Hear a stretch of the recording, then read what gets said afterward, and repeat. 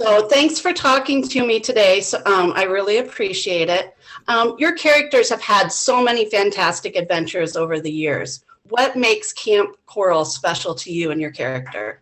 Well, I guess for me, I mean, it's just kind of all of us are just marveling at what they're managing to create visually with the CGI, and that to me is really joyful and it makes me laugh all the time when we see it for the first time when we do ADR, and I'll just bust a gut.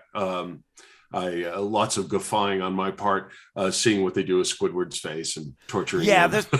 there's a lot of great animation business in Camp Koral, that's really expressive both facially and physically, body wise, and that's been for us the heartening thing, because there's a little bit of doubt. Could you take that 2D hand drawn SpongeBob, Looney Tunes aesthetic and make it work in CG? I don't know. Even Hillenburg at the beginning was a little bit dubious about that, and then he kind of dipped his toe into it with with a couple of minutes in that.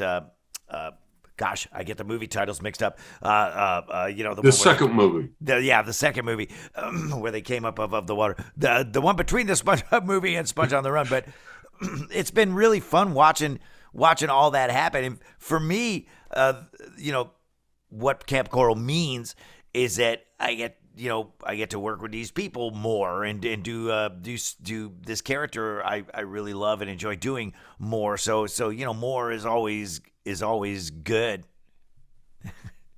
for us anyway.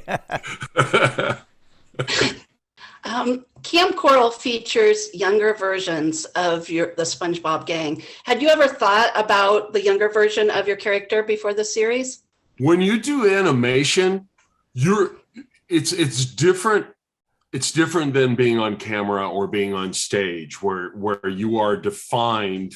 Your imagination is kind of defined by the physical realities. Imagination and animation are kind of the same thing. You have to kind of be open completely because everything's on the table. So every part of Patrick is always there. That I'm just talking to you about. I'm not an expert. This is just me. I think you're an expert. You've done your 10,000 hours.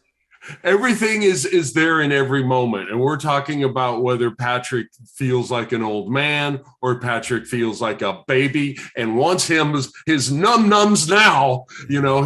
It's all a part of the kind of a primal entity, if I can use that weird term. But that's my take on your. No, you're right, Bill. It's everything's on the table. You're right. That's exactly. That's a great point of animation versus I don't know, if you're doing a sitcom, you're like, okay, we've got the coffee shop set, the living room set, the kitchen, and maybe if we're lucky, we'll go outside a couple of times during the season. But it's kind of a pain in the neck for everybody, right. And it costs extra money. So you can go, and that's the beauty of animation and why I just love it so much and tried so hard to break into it. You know what I mean? Is that anything that these people think of, like you said, Bill, like an idea is instantaneously on screen. You want to flash forward into the future and have SpongeBob and Patrick in the old folks' home, or you want to flash back into the past and have them as zygotes for a few lines and then send them back into the modern day. You can do it. You know what I mean? And it's really fun to have that kind of quick change, live in that quick change world, and it's just so comedically rich and fun, and there doesn't seem to be any limitations on ideas that the writers can come up with. The current writing team is this really cool mix of like old dogs that have been on the SpongeBob show since almost the beginning,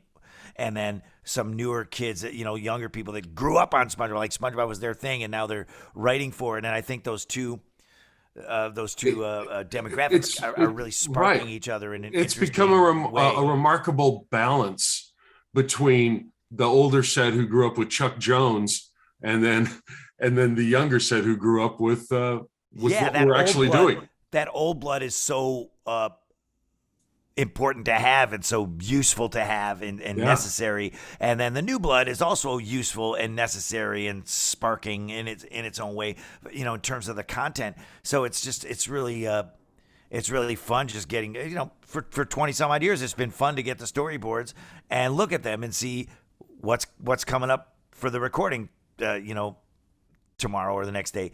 That thrill is still there. I mean, not, you know, sounds corny, but it kind of is like opening up a mystery box. You know, you don't know what it's going to be.